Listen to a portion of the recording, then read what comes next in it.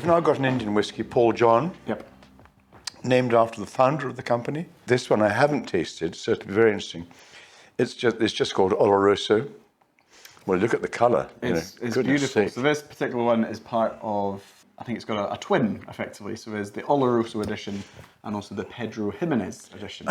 So I'm not sure if it's the exact same whiskey finished in the respective sherry casks, but for those who've had many sherried whiskies before, those that prefer Oloroso, this should be Reputed. Pedro Jimenez might be slightly different as well. So, your experience of Paul John so far has been always good. Always good. They're great. Judging by the colour, the colour, remember, comes not from the sherry, but from the cask.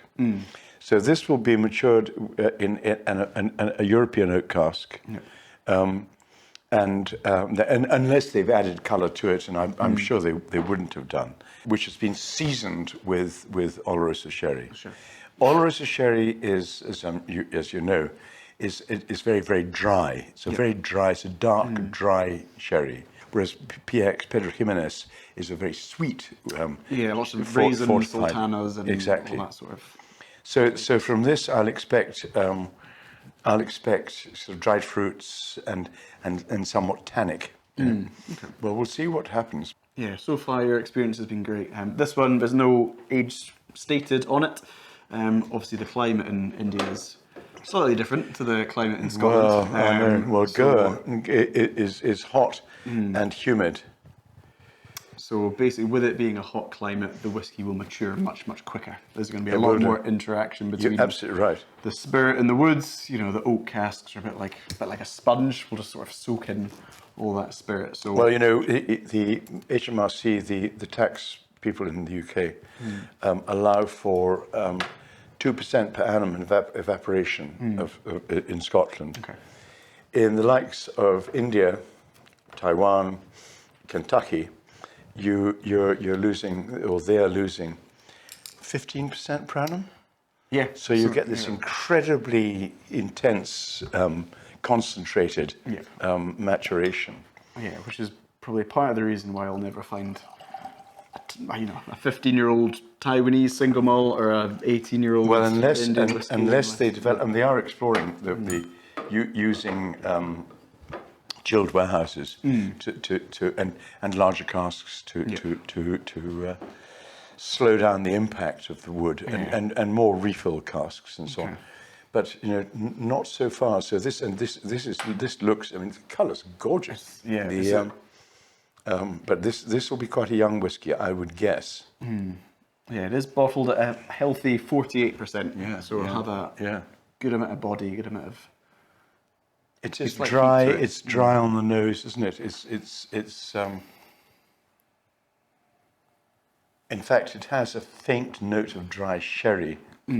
So I think this will be fresh sherry, Oloroso seasoned casks. Yeah, it does smell absolutely delicious. It's one I've tried a few times before, and I find some whiskies that have big flavours, whether it's sherry or peatiness or whatever. Sometimes, if you're in the mood for it, it can be a 10 out of 10 whiskey. But if you're not in the mood, it can be, 4 or 5. But for this, every time I tried it, 7.5, 8.5, 8. That's always very. Yeah, so you're familiar with this whiskey? It's a beautiful one. I've tried a few times. It's got a very nice nose. I must say. Smell delicious. I think. Do you have obviously, so many whiskies these days have either been finished in sherry casks or potentially fully matured in sherry. Do you have a preference, whether it's Pedro Jimenez or Oloroso or Fino or Manzanilla or?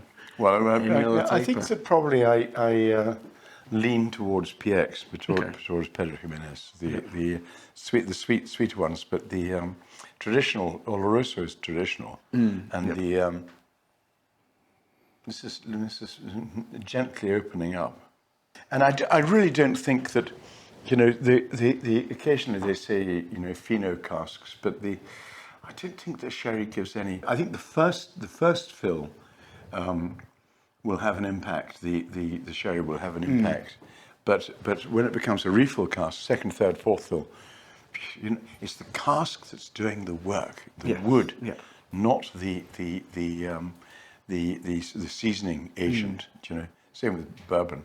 So everybody talks about ex-sherry casks or just sherry casks and bourbon casks. It's slightly misleading, you know. Yeah, as you say, it's the species of oak. That yes, that's the most makes all the important thing. difference. You're absolutely right. Yeah. Right, let's have a taste.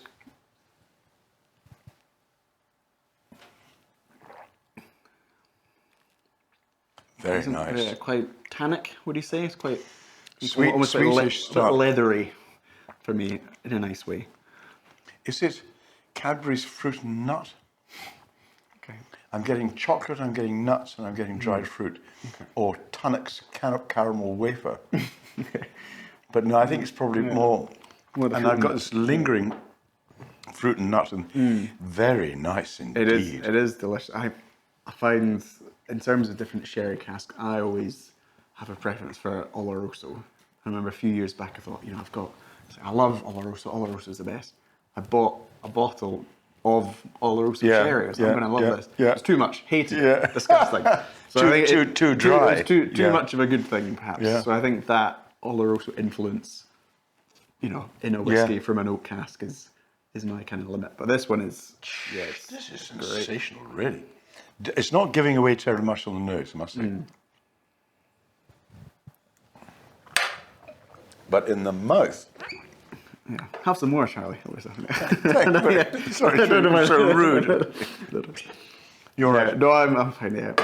Is it one we feel would open up with a touch of? I'm going to give it a try. That's the only reason for pouring my second glass. Yeah.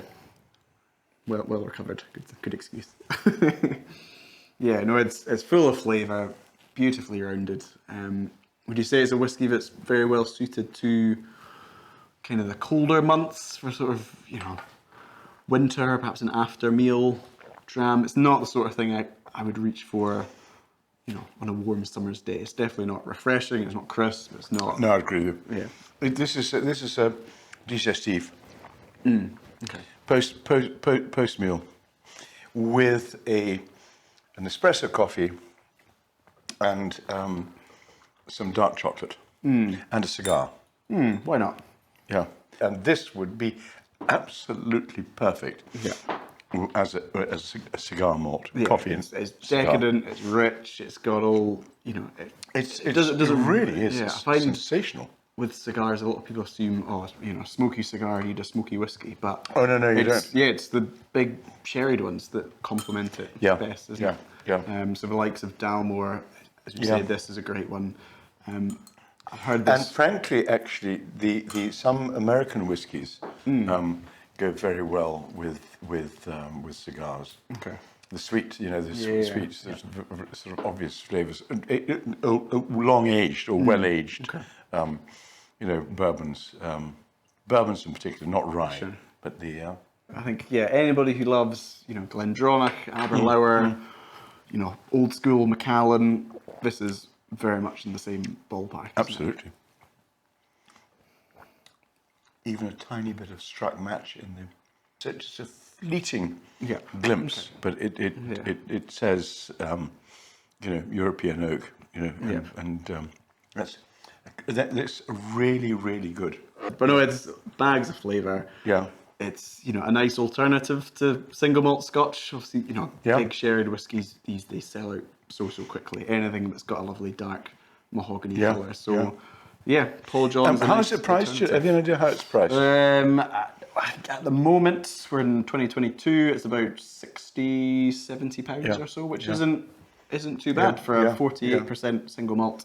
Yeah, but it's an NAS. There's no statement, but it's a very, very nice dram. I must say. Full of flavour, and look forward to having another dram with a cigar. Yeah. Yeah. What are you doing later? Oh yeah, that's quite exciting.